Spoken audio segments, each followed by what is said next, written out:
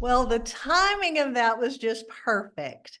And those of you who have joined us for Aging Wells in the past know that what Tom Roth did for us tonight was extra special. So Tom, thank you. I always thank the team, but I have to shout out extra special thank you to Tom Roth for giving us such a darling intro. So if that doesn't put you in the holiday spirit, I don't know what will, but we're going to sure try. And welcome to December's Aging Well. We're so glad you can spend your Wednesday evening with us. And again, thank you for hanging in there with us. We had to do a date change because I was actually in the air this time yesterday. So thank you so much for adjusting your calendars and joining us on today, on Wednesday. We have got a bang up agenda for you tonight. So in addition to always thanking you for being here, I want to thank Tom Roth, as always, but extra special tonight, Courtney Hayes with our Pepper Aging Center, and Audrey Belfero with our Alzheimer's Disease Research Center. This is the team. This is the Aging Well team that brings this to you. And, you know, speaking of bringing to you, we found a wonderful chef down in Southern Pines, North Carolina. And if you've never been down there, the drive is gorgeous. And it's such a quaint, pretty little town. But the highlight is Chef Warren. And so he is going to share his recipe for prosciutto wrapped cod with tomatoes and olives. And again, take it from me, it was delicious.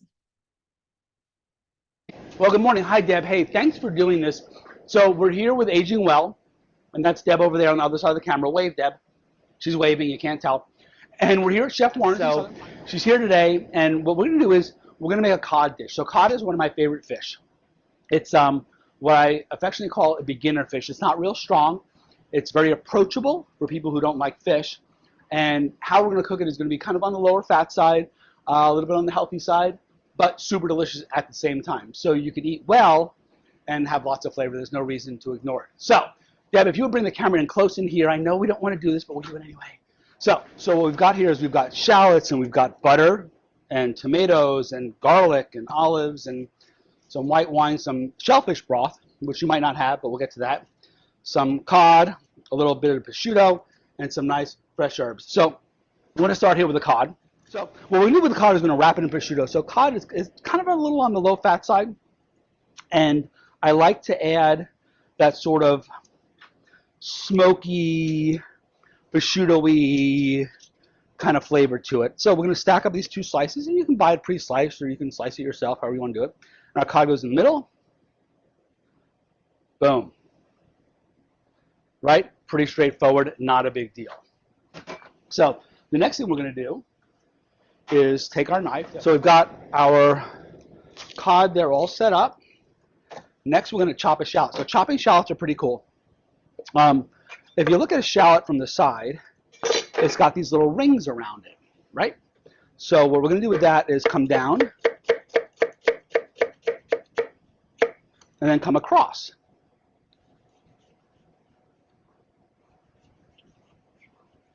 And then down again, which gives us our nice cut shallots. Okay, now let's be honest. I've been doing this for a while, so that's why it kind of looks pretty easy when I cut things with a knife. I had my first job in a kitchen when I was 12, and I'm now way older than 12. So moving along, garlic. Garlic again. We're just going to slice our garlic up nice.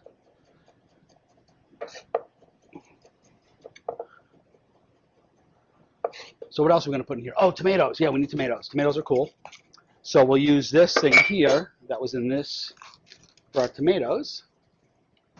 And what we'll do is we'll cut them in half. I like to cut them down through their belly button where they grow from, because it just suits my ADHD that they're cut in half like that.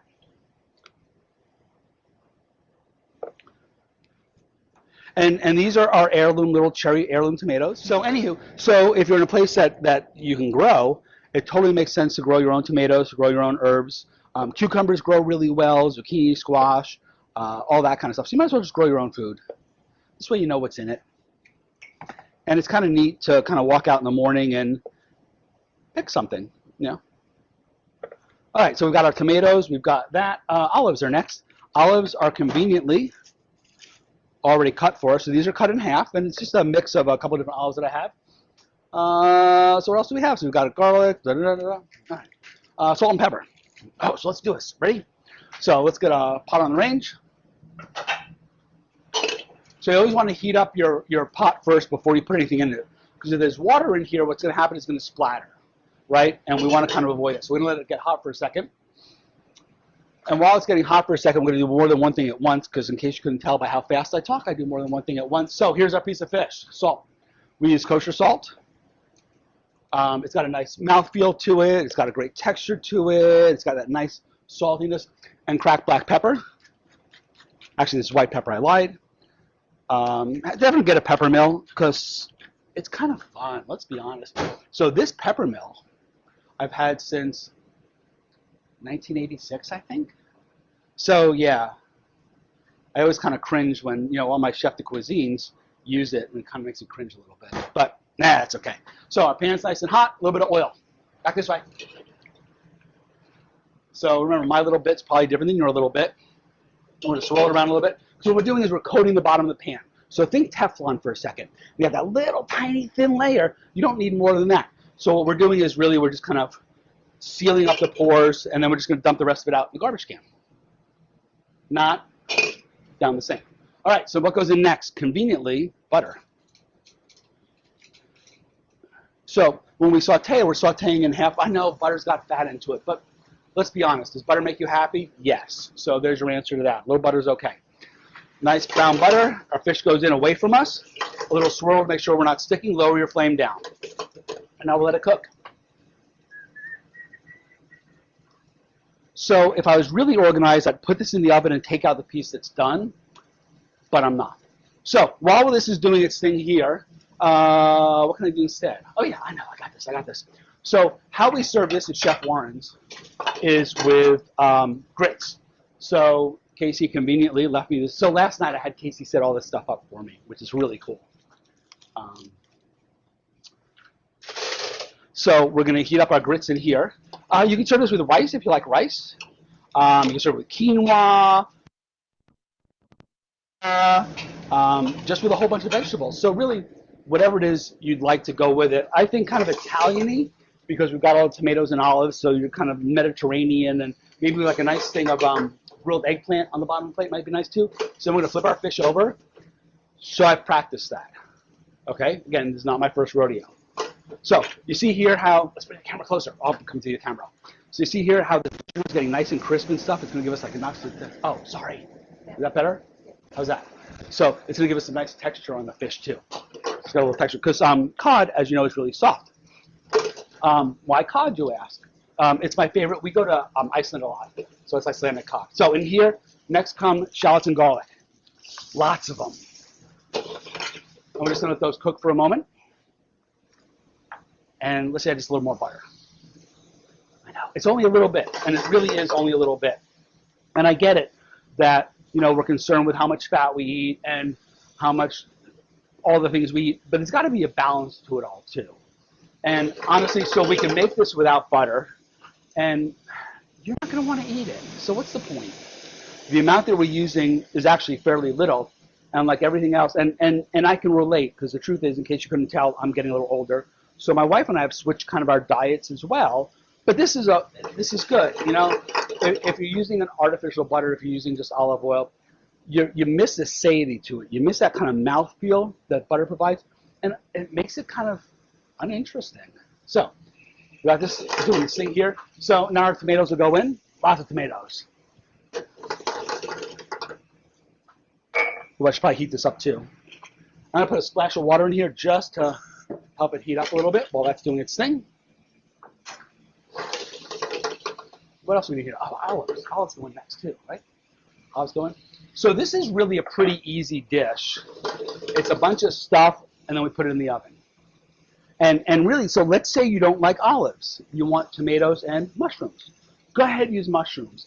Let's say you want tomato and zucchini, like nice diced zucchini would be really kind of nice in there. This time of year, some squash might be really kind of nice in there.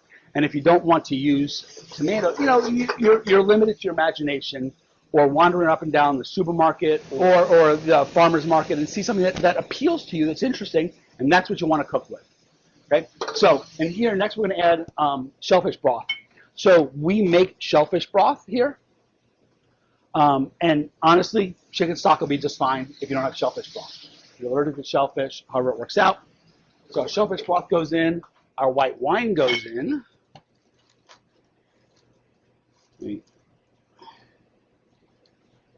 So fish goes in the oven. Boom. All right, so we're working with this. I love a whisk for this.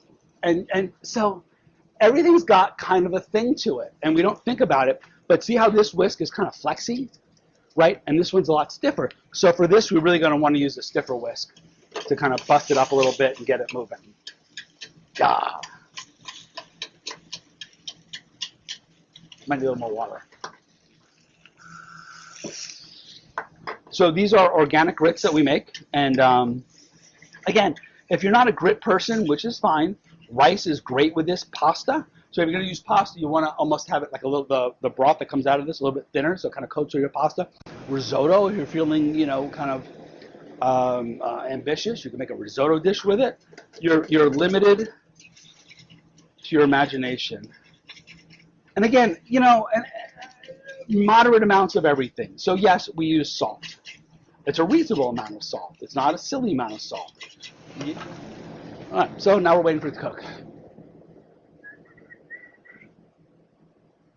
So now let's plate it up. And honestly, so Deb's hollering at me because surprisingly I'm taking too long. In case you haven't noticed, again, I'm long-winded. And so Deb's hollering at me. Apparently we're running out of time. We only have like 3 hours for this film or something like that. So what we're going to do is we're going to cheat and we're going to plate it up now. So realistically, the cod will take about 8 minutes or so in the oven to cook. And what's really kind of neat about cod is when it's cooked all the way, it just flakes apart. And I'm going to compare it to canned tuna, which I know is a lousy comparison. But you know how canned tuna just kind of flakes like to flakes? So this does the same thing. So we'll stall a little longer. So our grits will go on the bottom of the plate. Again, this could be rice if you like rice. Whatever it is you like. Actually, so you know what would be really nice? On like a nice arugula salad with some shaved fennel and some red onion and a nice balsamic vinaigrette. That would be really kind of nice too, if you think about it. And you can do this with any other fish. I just picked cod because I really like cod. And it just comes out of the oven. So what we're going to do now is we're going to reduce all this liquid down, and we're going to grab our fish spatula, which is actually called a Peltec whip. So I'm going to grab that, and we're going to pull our fish out of here.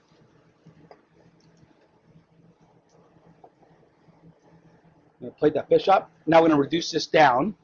So what we're doing is reducing it down. We're concentrating flavors. We're kind of making a sauce out of it. And surprisingly, watch this, a little more butter, just a little more. So all in all, we've got about a tablespoon and a half of butter in the entire dish. And the truth is, if we were making this for 2 people, that's enough butter. You really don't need any more than that. So it's really plenty. So we're just going to reduce this down, concentrate our flavors, make it super delicious. What do we have for dessert for this, you think? Chocolate mousse is always good.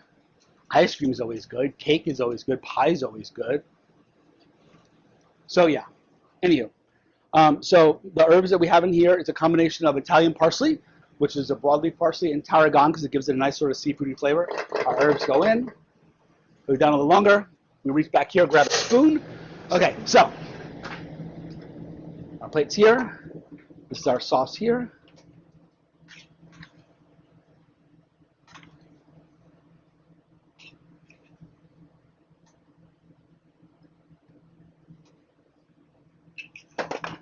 And there you go. It's cod. That's pretty good. Wrap with prosciutto. So it's cod wrapped with prosciutto. We've got grits underneath it. If you'd like to, again, rice, pasta, quinoa, amaranth, farro, a salad, grilled eggplant. So, nice shingle of ratatouille of eggplant and zucchini and tomato all grilled up would be nice. Tomatoes and olives. Chef Warren's Southern Pines. Thanks for joining us.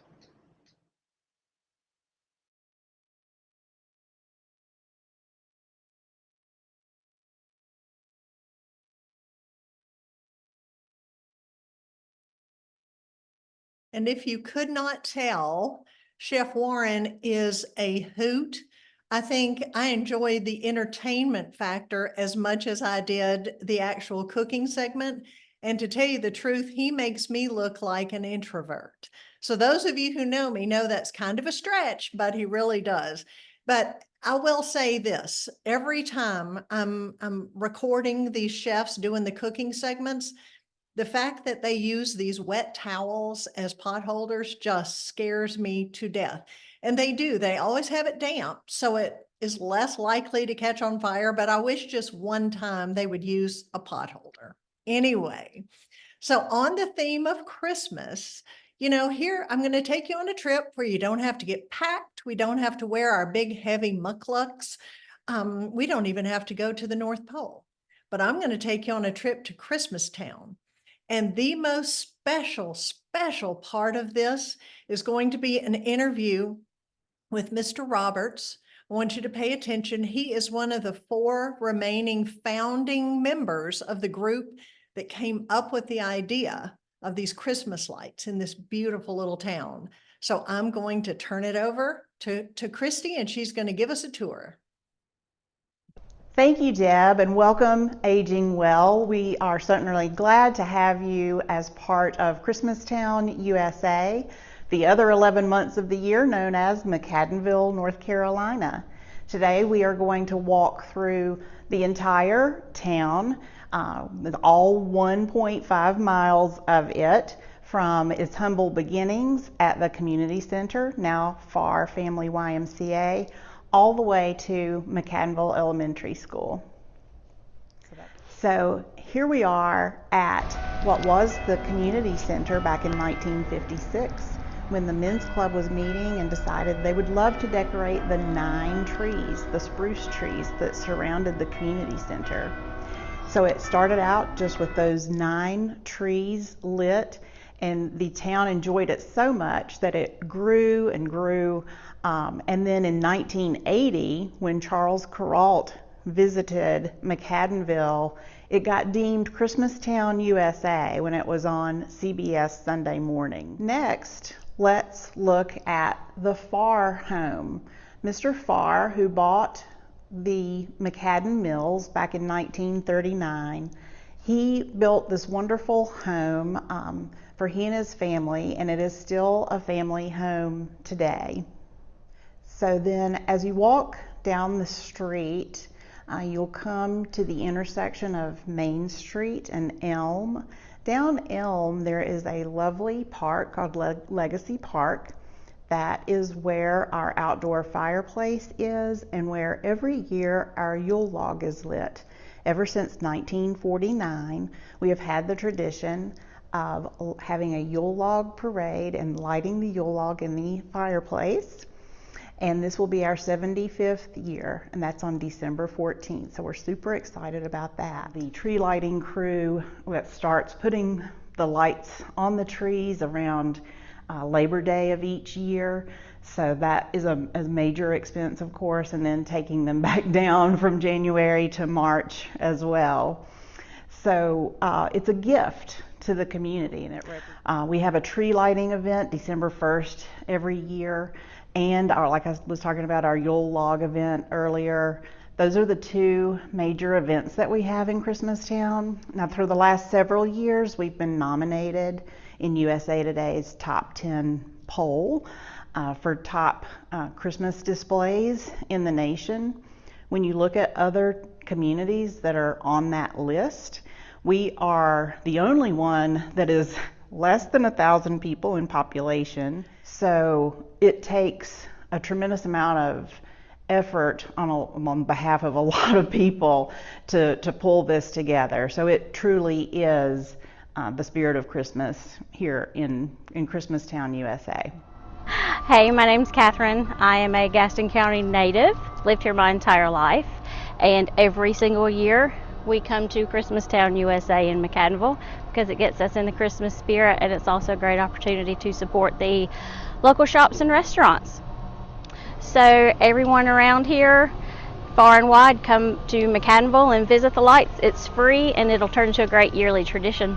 Hello. We're from Lexington, North Carolina. Yeah, Lexington, North Carolina. About an hour away from here, and this is actually, we just got married recently, so. And I knew she absolutely loved lights. I heard about this place recently from a recent drive, and well, I thought this would be an amazing surprise, and so far it did not disappoint. I absolutely love it. Hello everyone, my name is Mike Hammond. I'm from Winston-Salem. I'm down here in McAdenville, North Carolina, enjoying Christmastown, USA. It's a beautiful night. It's a beautiful place. It's worth the drive. I'm with my son Ryan. It's beautiful temperature tonight. Just really enjoying the atmosphere. Come on down. Christmastown is really great. And what's something really cool about Christmastown? That elephants are around. Yeah. We are lifelong McAdenville visitors. My grandparents used to live right up on the top of the hill behind McAdenville, and my grandfather built the fountain in McAdenville. There are a few things that have changed this year, but it's still beautiful as always. You guys should come visit. Hi, this is Ling Li. This is Yan Zhou, my husband, and they are my parents. They came from Shanghai, China. Just visited me. We are staying in Weddington, Charlotte. So we moved from California to Charlotte back to 2021. Yes. But this time is our first time visit the town because all my friends told me that's a good place you have to go, especially during the Christmas holiday season. So that's the reason I'm here, and we all enjoy it quite a lot. Yeah.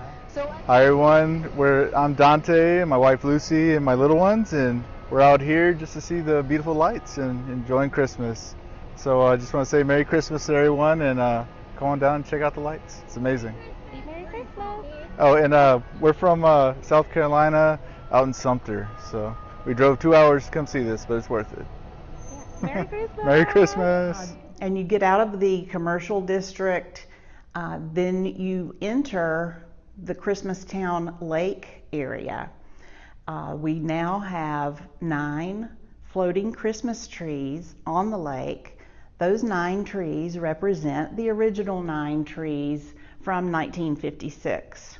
We have a wonderful boardwalk area around Christmastown Lake, and the new neighborhood has several streets that are not open to the car traffic but are open to the pedestrian traffic. So most of our pedestrians like to just meander through all of the streets, so it's a wonderful walking experience. Rarely does a house go up for sale that's along the path, but on the occasion that it does, it is in the deed to decorate the home for Christmas. But we have 2 major events. That is the tree lighting event and our Yule log event each year. Typically the tree lighting event will be on December 1st. If the 1st falls on a weekend, then we will move it, but typically it is on December 1st. And that is when, of course, we light the trees. There is the famous flipping of the switch that a McAdenville elementary student will flip the switch that turns on the lights of the town.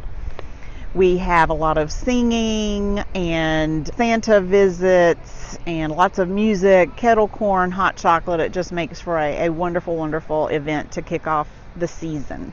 Every year, Christmastown runs from December 1st through the 26th, and it starts at 5:30 every night is when the lights come on. They are on a timer, and then they go off promptly at 10 o'clock, also on a timer. So it really is a good idea to plan ahead for the visit, arrive to town early traffic does back up on I-85 and on Highway 74 because you have to get over that river from Charlotte. If you're coming from South Carolina, it's a little bit easier, but going through Charlotte to get to McAdenville does take a little bit of time, and so it takes a lot of patience, but definitely worth the visit.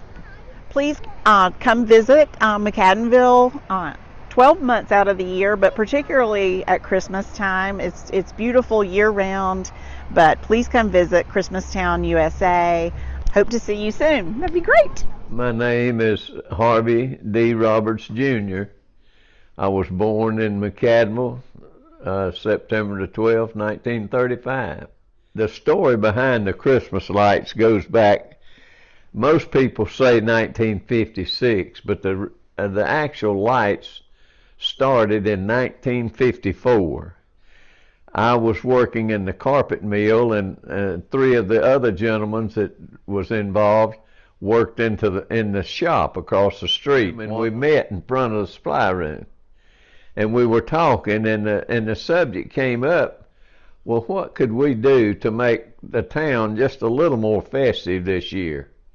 And as we talked, one of the boys, Doris Woodward, who worked in the welding shop, said, why don't we ask Mr. Lee if we can have some of the old creel rods that they took out of the mill. So after hours, we got in the welding shop and cut and welded and spelled Merry Christmas in 4-foot letters and put them over on the hill up above the fire, where the fire department is now. It wasn't there at the time. But then we decided we built some stars and put up on top of the mill tower. And then there was one tree, and it's still there in front of the main office. It's been replaced several times, but it's still the single tree. We decorated it with white lights, and today they still decorate that one tree with just white lights. But that was the first year, 1954, those three things. Well, after Christmas, we were taking the lights off of the tree, and Mr. Farr came out of the office, and he said, fellas, that looked pretty good. Said, next year, why don't you try decorating a few of the trees up Main Street? And he said, just tell them at the supply room what you need, and they'll get what you need. Well, the next year, we put the same thing up, but we also added 9 trees up Main Street. And that was the second year. And after that, Miss Farr got involved, and she said, listen, we'd like for y'all to put up more than that. We'll pay for whatever you'll put up. Well, it was more than we could do, so in 1956, that's when we got the men's club involved to help us, and it began to expand, and it just continued to grow from there. And one of the interesting things about it, at that time, we only had, the only power we had was to tap onto somebody's meter at their house. And Mr. Farr said, well, what we will do is the people that lives on the village and the houses said they can just pay their December bill, whatever they paid in November, and we'll pay the difference. And so that's how we were able to get power. But now the trees are all on a separate independent system now. So, but that was the very beginning of the lights. And Miss Farr recommended and requested that we only use the red, white, and green Christmas lights. She says that is the true Christmas colors. So that's what they still use today. That's sort of the background of the Christmas lights, and it just gets bigger and bigger. And the new homes over on the village, and some of those people over there spend up to $3,000 to decorate their homes. And that's what sets McAdenville apart, is the home decoration. If you can go anywhere and see trees lit, but when you put the homes involved, it gives it that Currier and Ives look, and that sets us apart. But there's over 300 and something trees now, and well over 500,000 lights that lights all the trees in town, and plus all the other that's goes with it. And but that has been the sort of that's the beginning, and that's where it has evolved to today. The first national recognition we got was Charles Carroll when he had that Good Morning program on Sunday morning on CBS, and he came and did a story on the lights, and that was the first national recognition we got. But that's sort of the background of the lights, how they got started, and they just keep evolving every year. There was four of us: Doris Woodward, Billy Alexander, and Neil Hagan, and myself, Harvey Roberts. We're the original four standing in front of the supply room discussing it. We're the four that started it, and it evolved from that, and now you know the rest of the story. But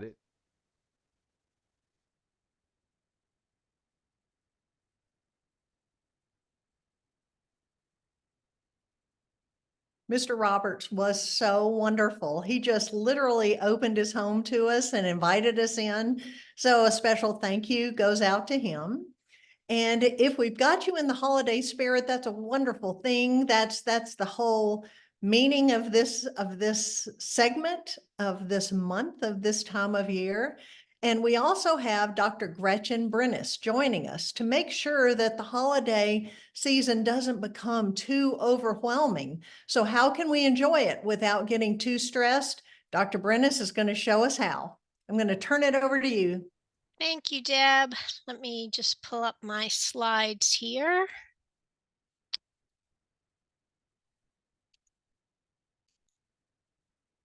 Okay, so I'm here to talk to you about holiday stress. So the holidays can be a happy time and a joyful time. So seeing the decorations like we saw in McAdenville, hearing the holiday music, the movies, the foods that we eat, but they can also be stressful as well. So what is stress? Stress is part of being a human. It's normal. Everyone experiences it.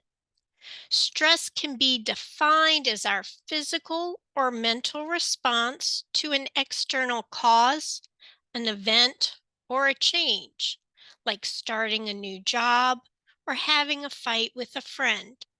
The stressor is the fight or starting the new job, and the stress is how we respond to that situation. Stress can be either positive or negative, or both at some times.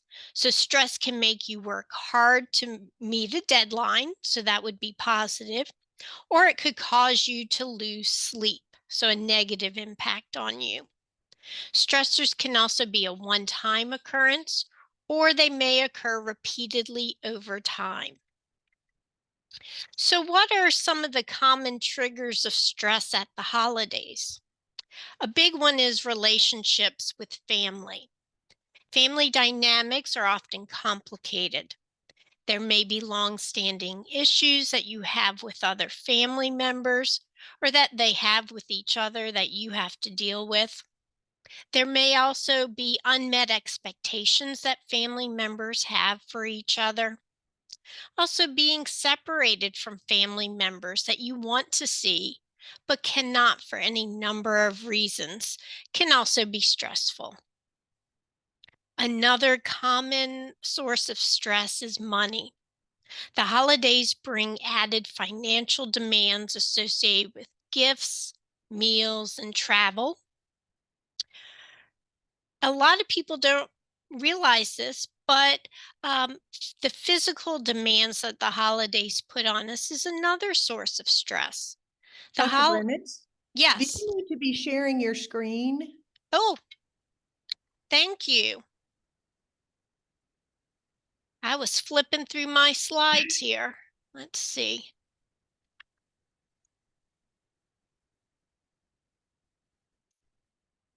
There we go. Can you?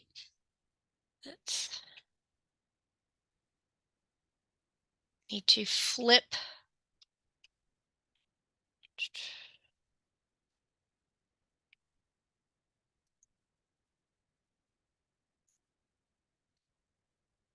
Okay, how's that? Actually, now we're seeing, there we go. Perfect. Okay. Sorry about that. So physical demands. The holidays are physically demanding more so than other times of the year. We tend to be more active.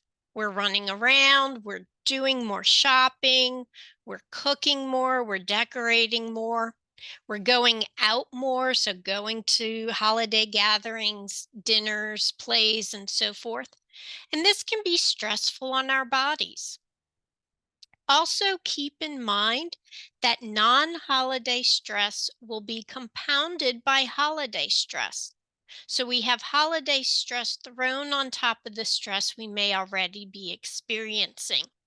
So if we go into the holiday season already feeling stressed by other things, holiday stress can make this even more difficult. So how do you know you're feeling stressed? What are some of the cues that let you know that you are feeling stressed? This is important because the first step in dealing with stress is recognizing when you actually are stressed. We can experience stress physically, mentally, and emotionally, and in terms of our behaviors. So think back to the last time you were under a lot of stress. What did you notice going on in your body? So some examples of physical symptoms of stress include fatigue or getting tired easily, headaches, an upset stomach, feeling a lot of muscle tension, so stiff neck, stiff back, or even feeling dizzy or lightheaded. Some of the mental or emotional symptoms of stress include feeling more irritable, angry, nervous, or anxious, having poor concentration or having difficulty making decisions, or just feeling like you're out of control or things are out of control. And finally, some behavioral symptoms of stress include avoiding people, sleeping too much, snacking more than usual, grinding our teeth, biting our nails, or crying more. Those are just some examples of some of the ways that stress can affect us. It's important to recognize signs of stress because the earlier we recognize our stress signals, the sooner we can do something to prevent it from getting out of control. So now think about some of the ways you typically deal with stress. Some unhealthy ways of dealing with stress are eating more or eating more unhealthy foods, while other people skip meals. Some people may drink more or smoke more. And it's important to be on the lookout for these behaviors because you don't want to fall into these habits. Some of the more healthy ways of dealing with stress include listening to music, reading, exercising or walking, or spending time with family and friends. So now I want to talk some about ways that we can cope with some of the different stressors that come up at the holidays. So like I said earlier, money is a big stressor at this time of the year. So the first is to try to stay out of holiday debt. So I want you to think back to how long it took you to pay off last year's bills from the holidays. If your answer is a long time, you spent too much. You don't need to buy a lot of gifts because it's the holidays if you can't afford it. Consider setting a spending limit based on what you can afford. When you determine what that amount is, create a budget. for all of the extra spending that you do at the holidays. This includes gifts that you plan to purchase, meals that you either cook for others or meals that you eat out at a restaurant, party contributions like a dish to share or a hostess gift, and your travel expenses. Then stick to your budget. Consider giving gifts that aren't as expensive, like a book or special candy. Do you have a talent you can share, like art, handiwork, or baking? Consider making a CD of favorite songs or even pictures from the last year. If you exchange gifts with a larger group, consider drawing names or setting a price limit on gifts. There are likely others in your group who are also experiencing some financial strain and may also appreciate this. The next thing is to be realistic with your family and friends. It's okay to tell your loved ones that you're cutting back on your expenses and cannot buy gifts like you may have in the past. And when you go out shopping, make a shopping list and stick to it. This will help you avoid impulse purchases, like when you see something on sale and think it's such a great price that you need to get it and you'll decide what to do with it later. Or picking up the items that are near the checkout lanes because they're appealing. Having a list will also help you make sure that you get everything you need. Okay, so we talked about having to deal with relatives. So the first thing is to try to avoid conflict with relatives. By involving everyone in the planning and decision-making process for how to celebrate as much as possible. Don't make assumptions about what you think others want or don't want. Instead, ask them. While you can accommodate everyone in a large group, it is important for people to feel heard. Also, try to set aside differences. We don't always like everyone in our family, and there will likely be some disagreements. However, you can try to set aside the grievances until a more appropriate time for discussion. Make the conscious decision that you will not engage with the person on that topic of disagreement. Consider planning in advance what you will say to this person. Have a few neutral or non-upsetting topics that you can talk about and stick to them. Another strategy for dealing with stress is to avoid discussing politics and religion. These are emotionally charged subjects that often involve strong feelings. Do not initiate conversation on these topics and don't let other people suck you into these conversations. And even if you agree with the person on politics, it can lead to complaining and increased negativity on what you probably want to be a more positive day. Or it can also lead to disagreements with others who are nearby. So if you do get into disagreement or you get angry, walk away. Remove yourself from that situation. Take a walk, count to 10, give yourself some time to regroup so you respond appropriately rather than react to the situation. Finally, be realistic. If you have irreconcilable differences with someone, it may be best to avoid him or her. In extreme situations, that may mean not going to some events.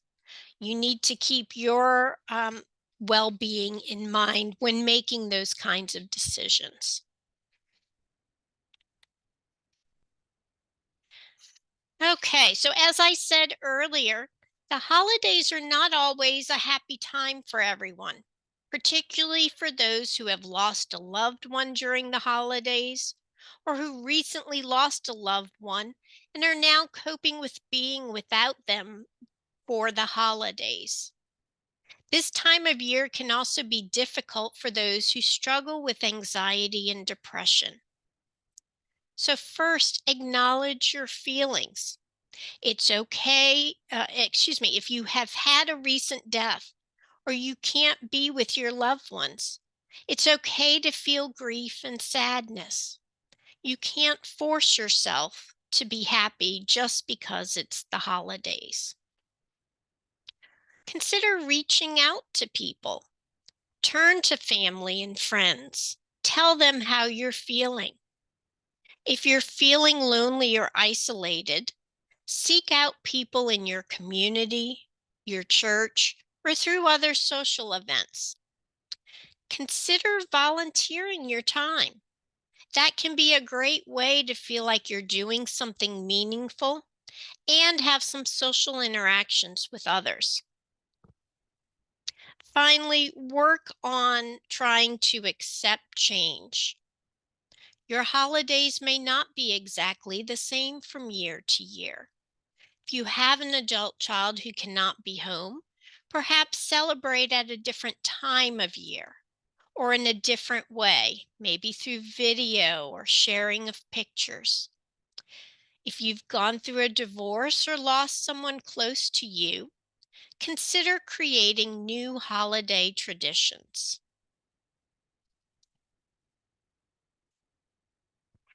So now we're going to talk about some strategies for taking care of yourself. So try to take time for yourself. This is very important and is something that older generations seem to have a little bit more trouble with. Sometimes we get wrapped up in the holidays and doing for others that we forget about ourselves and our own needs. Intentionally set aside a little time each day to do something for yourself that's calming and nourishing. Some ideas are to meditate or read brief daily devotionals, take a bath, do some yoga, deep breathing, or other relaxation exercises, or anything else that you feel is calming and relaxing for you. And be sure to prioritize this. This is also something that you should be doing year-round. So if you're already doing this, that's great. If you don't, try it and consider extending this practice to beyond the holiday season. Another part of taking care of ourselves is to minimize our alcohol intake. Alcohol is often more available during the holidays. However, alcohol can add to stress, as you may say or do things that you will later regret.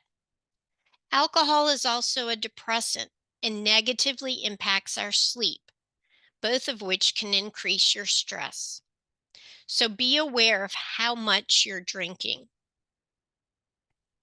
Keep moving.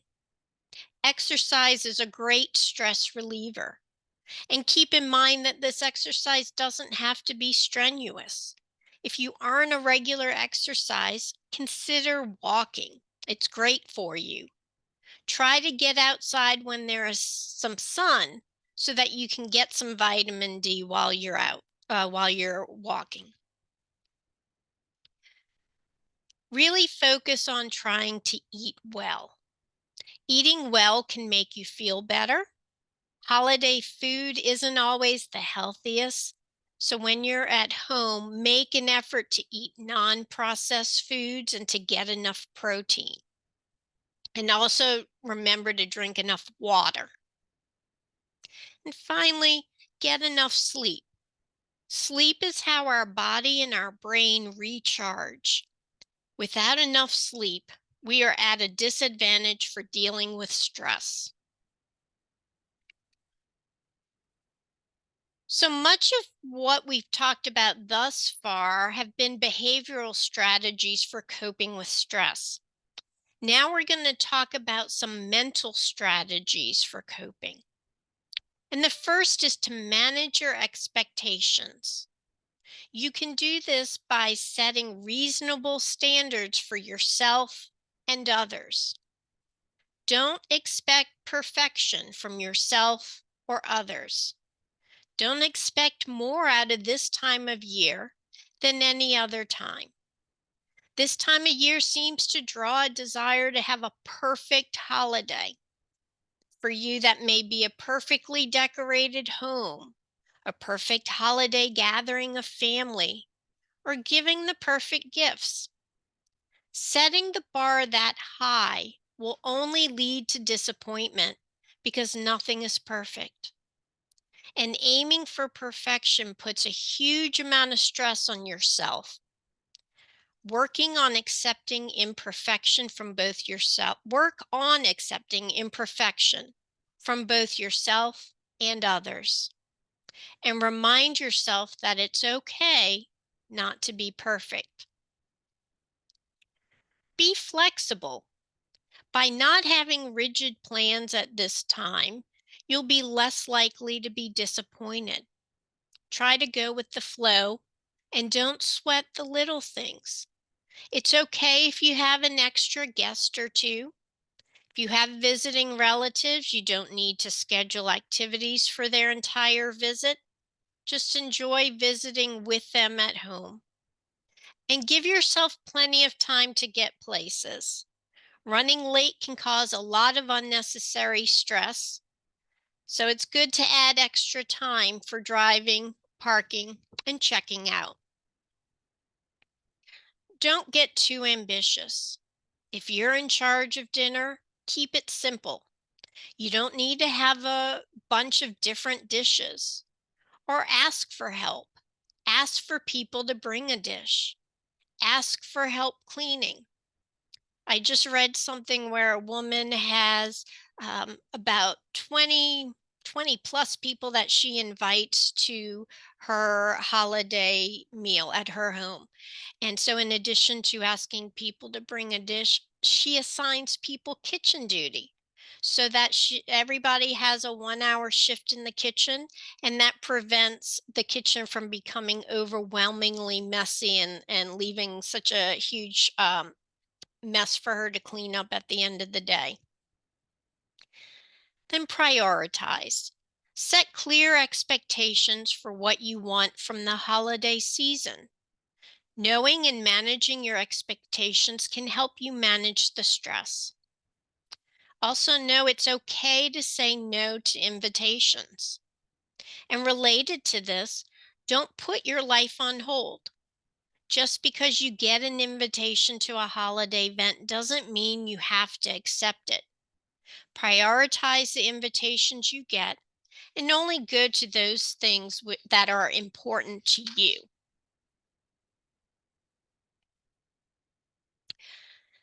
So another way to cope with the stress of the holidays is to try to be more mindful.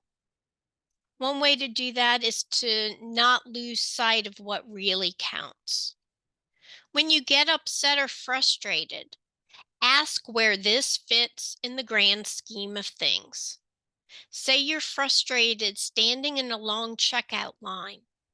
Remind yourself that this is just a long line and nothing more, nothing less. Don't let it spoil your day. Use your frustration as an opportunity to reflect. Rather than focusing on the frustration, reflect on what has gone well that day or what you're grateful for. Research has shown that gratitude has both mental and physical benefits. Things such as improved sleep, improved mood, and improved immunity. When you are in a stressful moment, try to make it more pleasant. Connect with someone else in that long line. Give them a compliment. Do something nice. Or just notice what is going on around you with fresh eyes an open mind, and no judgment.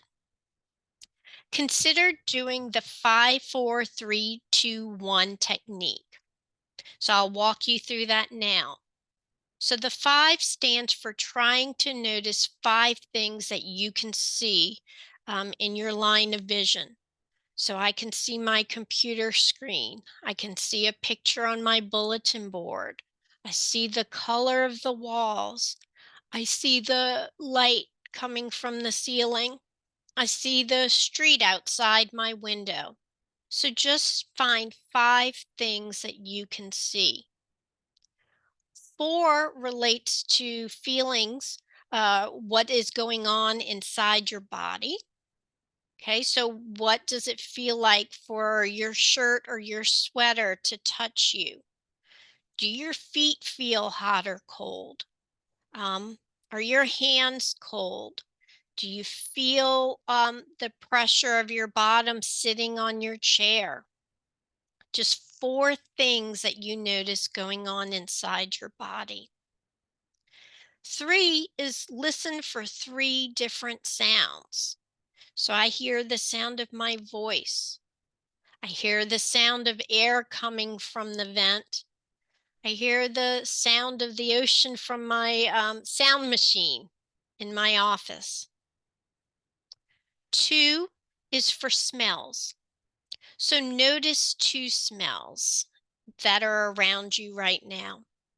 Do you smell a candle or hand lotion that you may have used, or the smell of the air as it comes out of the vent? And finally, 1 is for taste. What can you taste at this moment? Do you taste that cup of coffee that you may have had, or the mint you recently ate?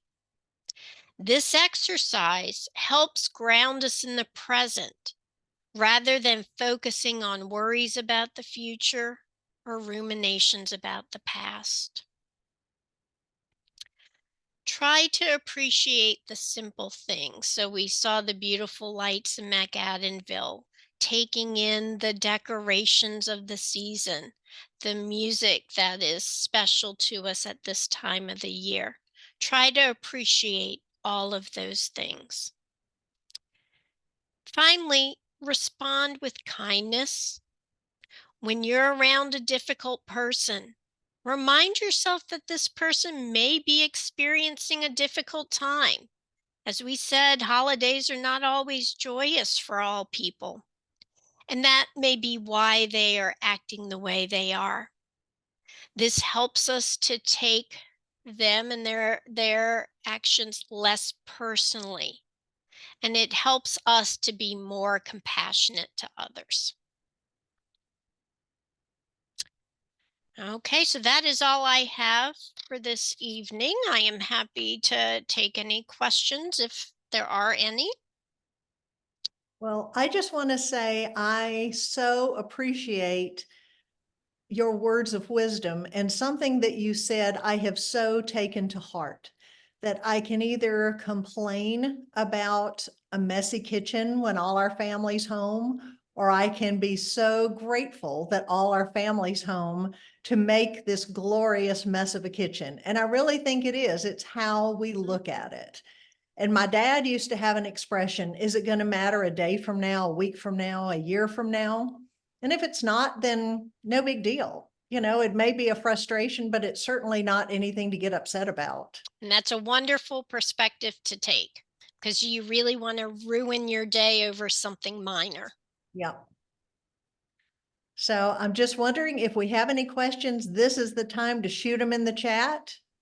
You've done, as always, such a beautiful job of giving us very realistic tips to deal with these kind of stressors. Well, thank Okay, you. we have a question about what if a family member is visiting and is just harping and harping and harping on the negative?